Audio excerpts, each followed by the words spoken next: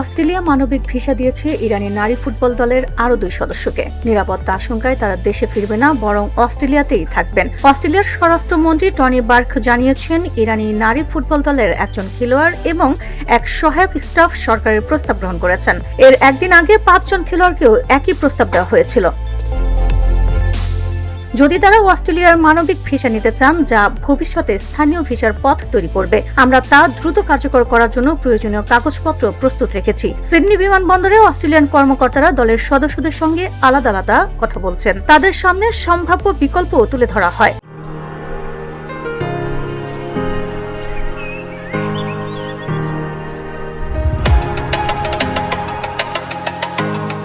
কিছু সদস্য পরিবার পরিজনের সঙ্গে আলোচনা করে দেশে ফিরতে চান, তবে আরও 2 সদস্য অস্ট্রেলিয়ায় থাকার প্রস্তাব গ্রহণ করেছেন। দলের বাকি সদস্যরা ইতোমধ্যেই কুয়ালালামপুরে পৌঁছেছে। এশিয়া কাপের সময় জাতীয় সঙ্গীত না গাওয়ায় ইরানের রাষ্ট্রায়ত্ত টেলিভিশন দলটিকে যুদ্ধকালীন বিশ্বাসঘাতক আখ্যা দিলে খেলোয়াড়দের নিরাপত্তা নিয়ে উদ্বেগ বেড়েছিল।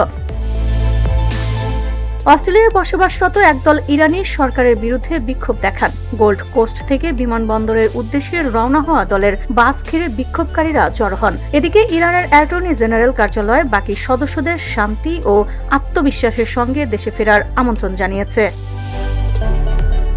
VOD Bangla news desk.